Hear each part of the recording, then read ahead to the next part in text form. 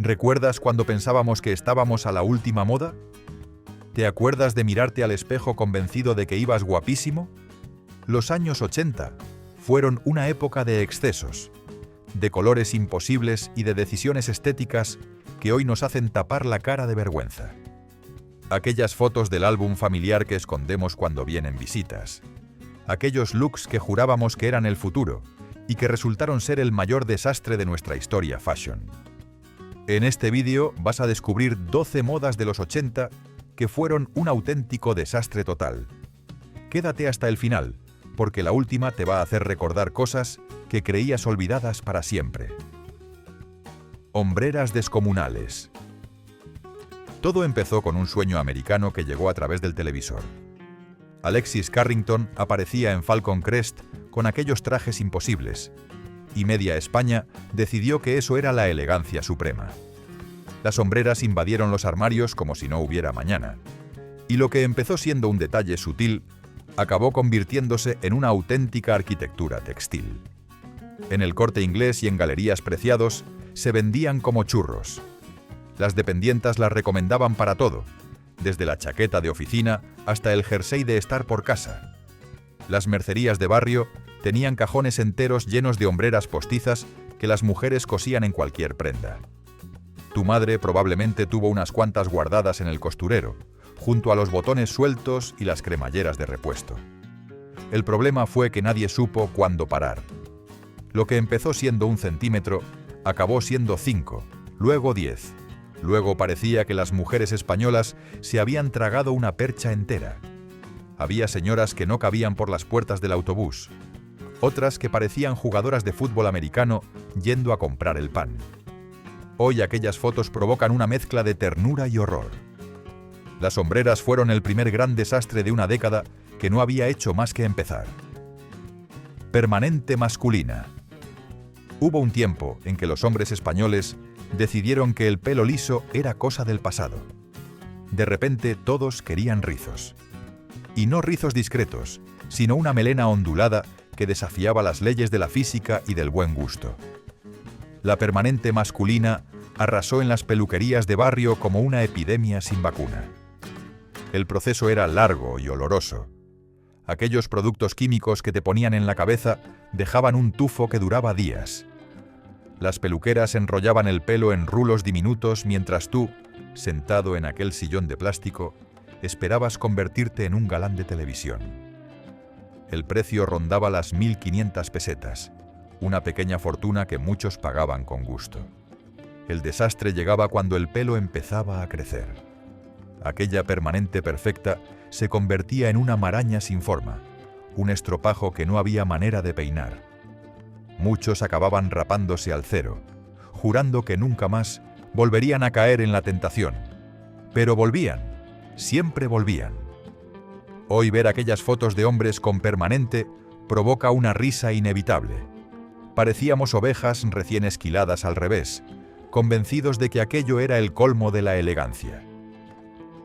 Cardado extremo con laca. Si las hombreras conquistaron los hombros, la laca Nelly conquistó las cabezas. No había peluquería en España que no tuviera aquellos botes enormes de color rosa. El olor era inconfundible, una mezcla de alcohol y química que se quedaba pegado en la nariz durante horas. Pero el resultado era lo que importaba, o eso creíamos. El cardado se convirtió en una competición. Cuanto más alto, mejor. Las mujeres salían de las peluquerías con peinados que añadían 15 o 20 centímetros a su estatura. Parecía que llevaban un casco de pelo encima, rígido como el hormigón, inmune al viento y a cualquier intento de peinado posterior. Alaska marcó el camino con aquella melena imposible que desafiaba la gravedad. Olvido Gara se convirtió en icono de una generación que quería ser diferente a toda costa. Y las jóvenes españolas, armadas con sus botes de laca Nelly, intentaban reproducir aquello en los cuartos de baño de sus casas, dejando una nube tóxica que hacía toser a toda la familia. El problema era que aquel pelo no se podía lavar en días. La laca formaba una costra que resistía cualquier champú. Las almohadas quedaban tiesas, los cuellos de las camisas manchados de producto, y el pelo acababa rompiéndose como si fuera paja seca. Hoy recordamos aquellos cardados con una mezcla de nostalgia y alivio. La capa de ozono personal que creábamos alrededor de nuestras cabezas probablemente contribuyó al agujero del ozono real.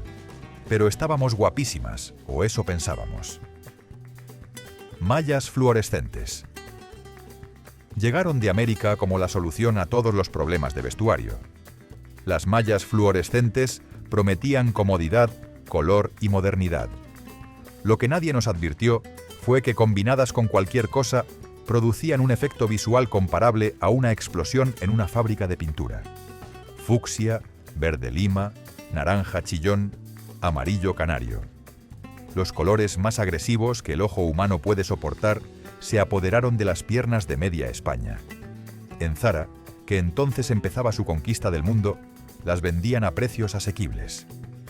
En los mercadillos de los sábados se encontraban aún más baratas, aunque la calidad dejaba bastante que desear. La combinación estrella era mallas fluorescentes bajo falda vaquera, con bambas de loneta y camiseta ancha.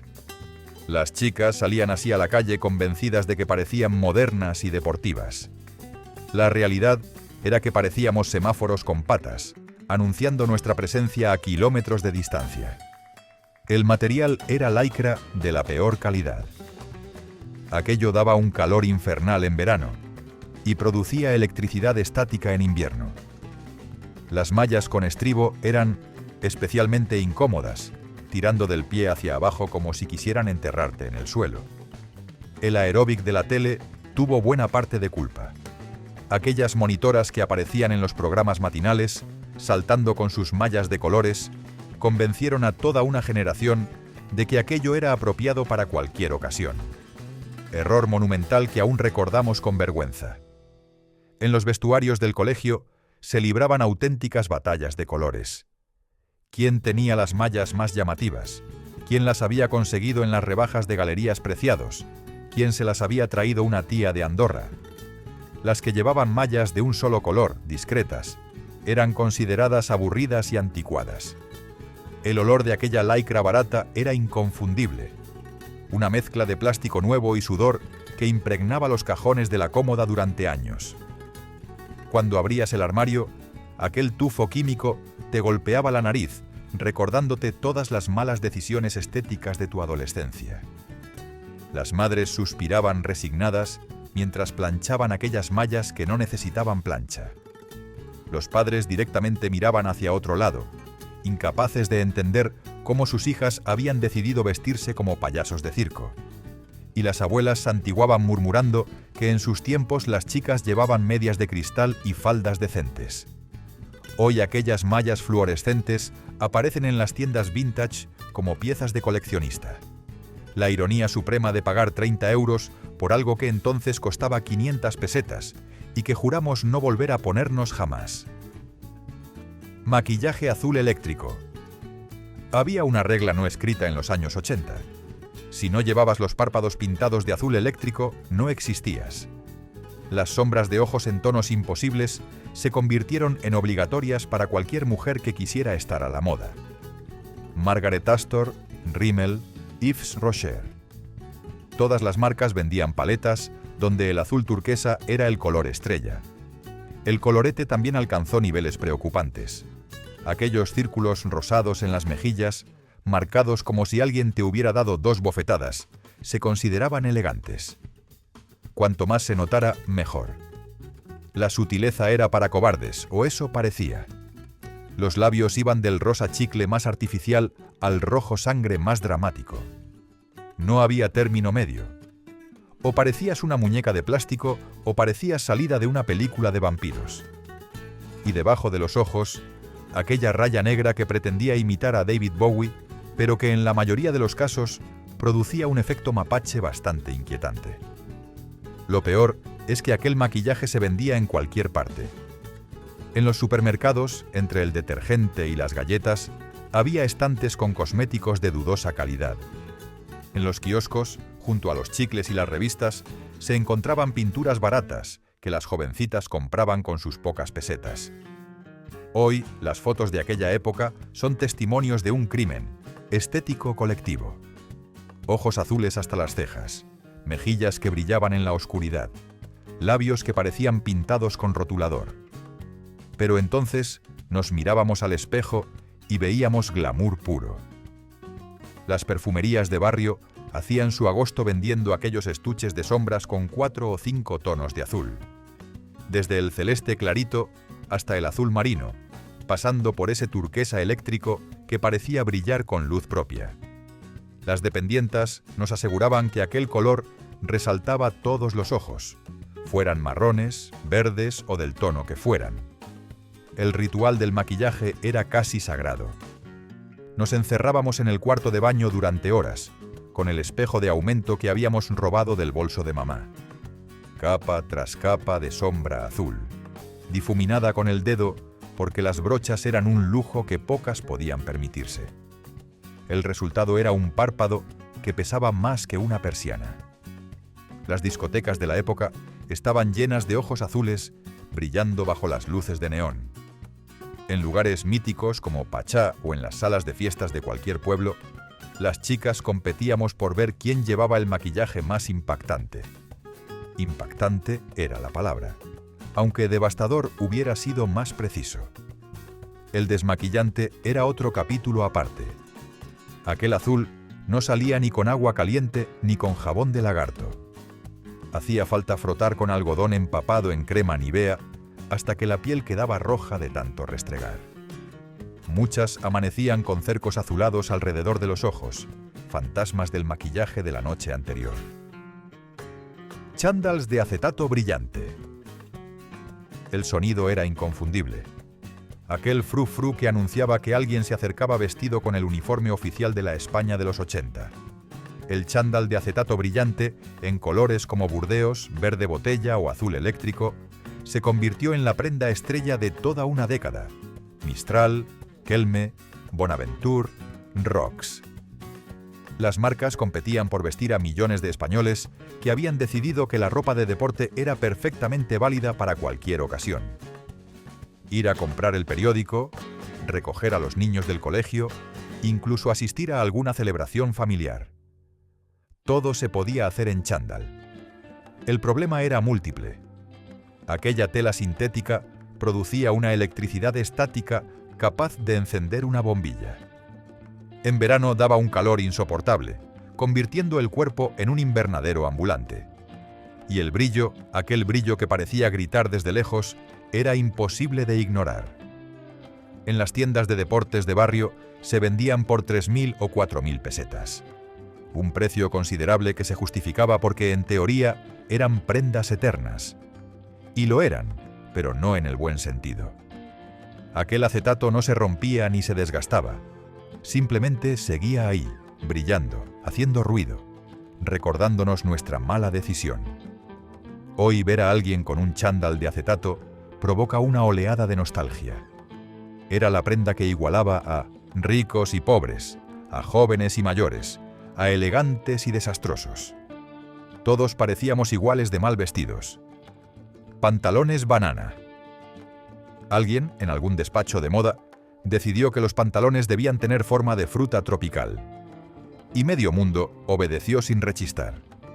Los pantalones banana, también llamados globo, invadieron las tiendas españolas como una plaga de tela que nadie había pedido pero todos compramos. El diseño era peculiar.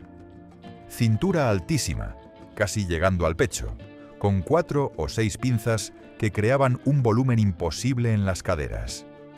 Luego, el pantalón se estrechaba dramáticamente hacia el tobillo, creando esa forma de banana que le daba nombre. El resultado era que todo el mundo parecía tener las caderas de un hipopótamo y los tobillos de un pajarillo. Los tejidos variaban, pero todos eran igual de poco favorecedores. Pana gruesa, algodón rígido, mezclas sintéticas que no dejaban respirar la piel. Los colores preferidos eran el mostaza, el verde caqui y ese marrón indefinido que parecía barro seco.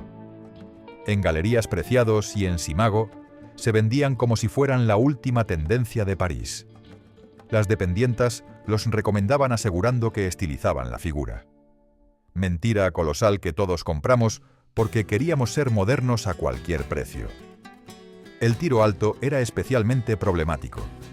Aquellos pantalones se subían tanto que dividían el cuerpo en proporciones imposibles. Las piernas parecían empezar en el cuello, y el torso prácticamente desaparecía bajo metros de tela fruncida. Hoy aquellas prendas son objeto de burla en las reuniones familiares. Cuando alguien saca una foto con pantalones banana, las risas están garantizadas, pero entonces los llevábamos con orgullo absoluto. Jerseys con dibujos gigantes. La sutileza no era lo nuestro en los años 80, y si había una prenda que demostraba nuestra incapacidad para el minimalismo, era el jersey con dibujos gigantes. Rombos enormes, grecas nórdicas fuera de todo contexto, patrones geométricos que parecían diseñados por alguien con fiebre alta. El jersey de padre de familia era un clásico. Aquellos rombos en tonos marrones y verdes, con ribetes en colores que no combinaban entre sí, se consideraban elegantes para las reuniones de domingo. El hombre español los llevaba con orgullo sobre la camisa, convencido de que aportaban distinción. Las grecas nórdicas eran especialmente absurdas. En un país donde la nieve era una rareza para la mayoría, medio mundo se vestía como si fuera a cruzar el Polo Norte. Renos, copos de nieve, patrones escandinavos en jerseys que se usaban para ir al bar de la esquina. El punto de ganchillo casero añadía otra dimensión al desastre. Aquellas creaciones familiares, hechas con amor pero sin ningún sentido estético, se regalaban en Navidad y se guardaban en el armario para usarlas solo cuando venía la abuela. Hoy aquellos jerseys se venden en 1900 en tiendas vintage como piezas de coleccionista. La ironía es que ahora pagamos fortunas por lo que entonces nos regalaban y que usábamos con vergüenza secreta. Coderas y rodilleras de cuero. Alguien decidió que la elegancia consistía en poner parches de cuero en lugares aleatorios de la ropa. Y como borregos que éramos, todos seguimos la tendencia sin preguntarnos por qué. Las coderas y rodilleras de cuero invadieron jerseys, chaquetas, camisas y cualquier prenda que pudiera soportar aquel añadido absurdo. La estética pretendía ser de profesor universitario, de intelectual con pipa y biblioteca personal. El problema es que la mayoría de quienes llevaban aquellas prendas no habían pisado una universidad ni tenían intención de hacerlo. El resultado era una mezcla extraña de pretensión y ridículo. El cuero podía ser marrón o negro, cosido con hilo visible que pretendía dar un aire artesanal. En Cortefiel y en el Corte Inglés se vendían como símbolo de distinción. Las revistas de moda masculina las recomendaban para el hombre moderno que quería parecer culto sin esforzarse demasiado. Las combinaciones eran a menudo imposibles.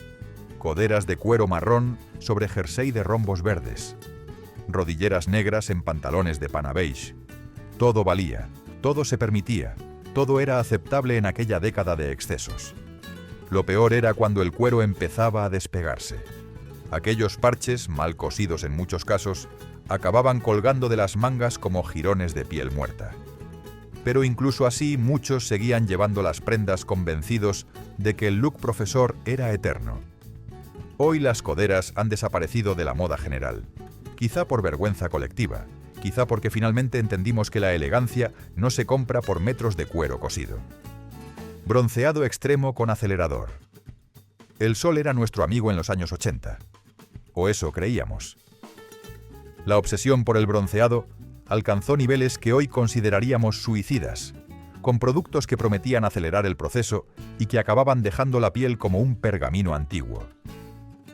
Hawaiian Tropic, con aquel olor a coco que invadía todas las playas españolas, era la marca estrella. Delial vendía aceites que prácticamente frían la piel bajo el sol. Los aceleradores de bronceado se aplicaban generosamente, convencidos de que más producto significaba mejor resultado. El color resultante rara vez era el marrón dorado que prometían los anuncios.